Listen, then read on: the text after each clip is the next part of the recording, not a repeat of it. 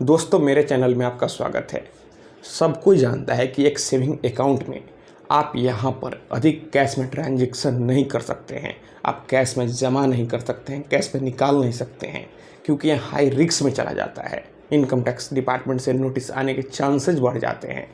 वहीं यहाँ पर आज का मेरा जो टॉपिक है कि आप करेंट अकाउंट में, आप अपने बिजनेस के अकाउंट में आप यहाँ पर एक साल में कितना कैश में डिपॉजिट कर सकते हैं या फिर कैश में निकाल सकते हैं, ताकि इनकम टैक्स डिपार्टमेंट से कोई भी नोटिस नहीं आए।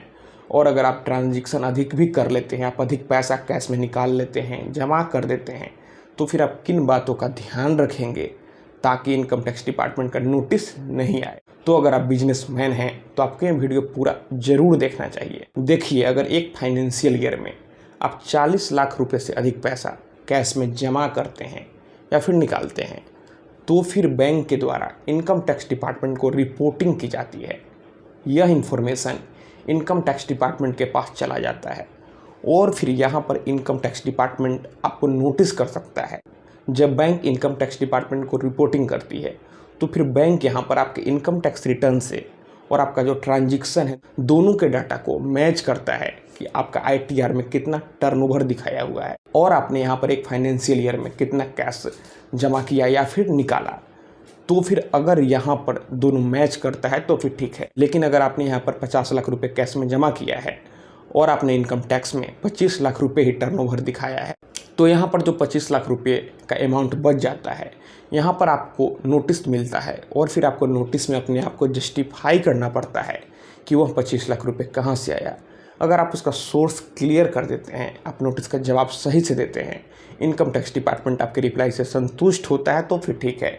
लेकिन अगर संतुष्ट नहीं होता है तो जो 25 लाख रुपए का सोर्स क्लियर नहीं है, उस पर आपके ऊपर 60% तक का टैक्स लगा दिया जाता है और उस 25 लाख रुपए पर आपको 60% तक टैक्स देना पड़ता है। जी हाँ, आपको यहाँ पर बहुत ही मुसीबतों का सामना फिर करना पड़ेगा। तो यहाँ पर आपको अपने सोर्स को क्लियर रखना होगा और आप कैश में लेन देन करने से बचें। अगर बहुत ही ज़रूरी हो तो ही आप बैंक में कैश में डिपॉजिट करें या फिर कैश में निकालें। आप अधिक से अधिक ऑनलाइन ट्रांजैक्शन करें, आप NEFT करें, आप IMPS करें, RTGS करें, आप चेक के माध्यम से लेन देन करें, लेकिन आप कैश में पैसा जमा करने और निकालने से बचें। आप कोशिश करें कि एक फाइनेंशियल ईयर में 40 लाख रुपए से अधिक के यहाँ पर कैश में जमा या फिर निकाला नहीं जाए। कई लोग यह सोचते हैं कि अब मैं करेंट अकाउंट ओपन करा लिया है तो फिर मैं जितना मन चाहूँ उतना कैश में पैसा डाल सकता हूँ, निकाल सकता हूँ। लेकिन दोस्तों, ऐसा नहीं है। यहाँ पर आपके इनकम टैक्स में भी उतना टर्नओवर होना चाहिए, नहीं तो फिर आपको 60% तक टैक्स देना पड़ सकता है। फिर सोचिए, यहाँ पर आपका पूरा बैलेंस बिगड़ जाएगा। कई लोग यहाँ पर प्रॉपर तरीके से बैलेंस शीट नहीं बनवाते हैं और प्रॉपर तरीके से इनकम टैक्स रिटर्न भी फाइल नहीं होता है, जिस वजह से भी उन्हें दिक्कत हो जाता है। तो यहाँ पर आप प्रॉपर तरीके से भी अपना इनकम टैक्स रिटर्न फाइल करवाएं। दोस्तों, अगर आप हमारे माध्यम से अपने बिजनेस का इनकम टैक्स रिटर्न फाइल करवाना चाहते हैं, आप भविष्य में इनकम टैक्स डिपार्टमेंट के नोटिस से बचना चाहते हैं, तो फिर आप हमें पहले इंस्टाग्राम पर फॉलो करें। मेरा इंस्टाग्राम पर यूज़र नेम है Pritesh1584। आप हमें वहाँ मैसेज करें, हमसे वहाँ बात करें।